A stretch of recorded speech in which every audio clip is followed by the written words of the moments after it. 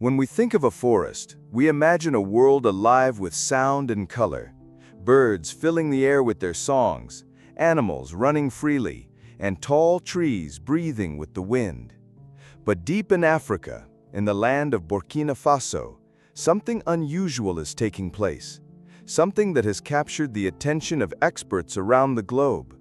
The president of this small nation, Ibrahim Traoré, has made a decision that sounds almost unreal. He has chosen to release millions upon millions of honeybees into his country's forests. At first, it may seem like a simple idea. Bees, after all, are tiny creatures we usually notice only for their honey. But this is no ordinary step. Hidden within it lies a vision, partly environmental, partly economic, and deeply connected to the survival of an entire nation. Long ago, the forests of Burkina Faso were called the green jewels of Africa. Towering trees touched the sky, the ground was alive with fragrance, and the voices of countless birds echoed everywhere. But time changed everything. The hunger of powerful nations for wood, the struggles of local farmers, and the force of climate change worked together to hollow out this paradise. Trees were cut and shipped abroad. Vast stretches of land were cleared for farming, and the rising heat of a changing climate burned away what little greenery was left. Today, millions of acres of forest lie on the edge of destruction. Where once there were endless shades of green, now there is only sand, dust, and empty land. As the trees fell, the birds vanished, the animals fled, and the soil turned barren. When the rains come, there are no trees to hold the water, and floods wash everything away. When the skies stay dry, the ground cannot keep its moisture, and droughts arrive. What was once a gift of life has become a curse for an entire people. Hunger grows, thirst spreads, and work disappears. Watching this devastation, President Ibrahim Traoré asked himself a simple but powerful question. How do you bring life back to a dying forest? Planting trees is the usual answer, but planting millions of trees, watering them, protecting them, this is a task almost impossible for a poor nation with few resources. And so he turned to nature itself for help. His answer came in the form of the smallest of creatures, the honeybee. Bees, he knew, are more than just makers of honey. They are the hidden architects of life. When they travel from flower to flower, they carry pollen. And in that quiet, tireless work, new seeds are born, plants take root, and trees begin to grow. Wherever bees are found in great numbers, the land becomes fertile. Crops rise strong. Forests come alive. Traoré realized that if millions of bees were set free, they would do what no human army could.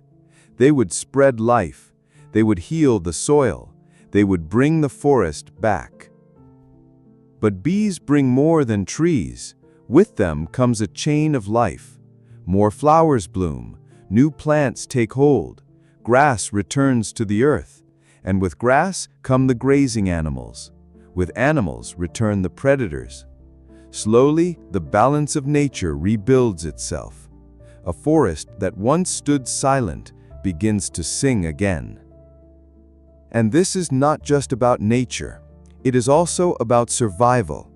Honey is one of the most valuable natural products on Earth. Across Europe, the Middle East, and Asia, the demand for pure honey continues to rise. If Burkina Faso fills its forests with bees, it will not only restore its land, but also produce thousands of tons of honey each year. Honey that can be sold around the world, bringing wealth to a poor nation. The bees will also give wax, a substance used in medicine, cosmetics, and candles. With more wax, industries can grow, exports can expand, and new businesses can rise. And all of this begins with the simple work of a bee. For farmers, the change could be life-saving. Imagine a poor farmer with little land and few resources. If he is given just a few hive bees, he can collect honey and sell it.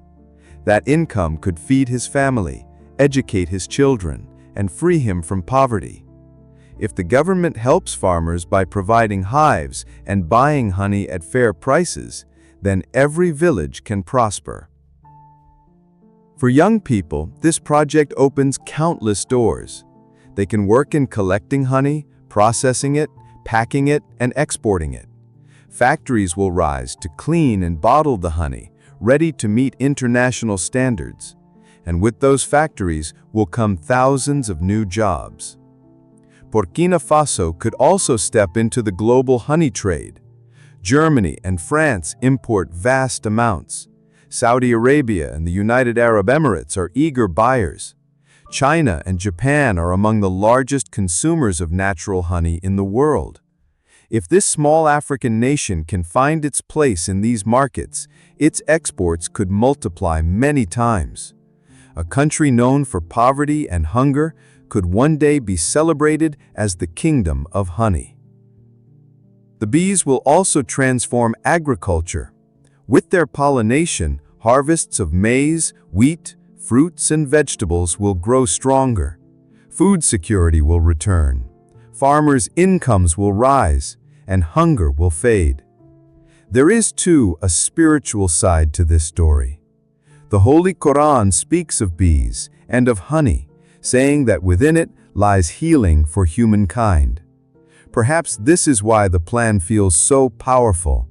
It is not only an economic policy, not only an environmental strategy, it is an act of harmony with creation, a reminder that sometimes the smallest of creatures can carry the greatest wisdom. Burkina Faso's Bee Project is more than a plan. It is a vision of renewal.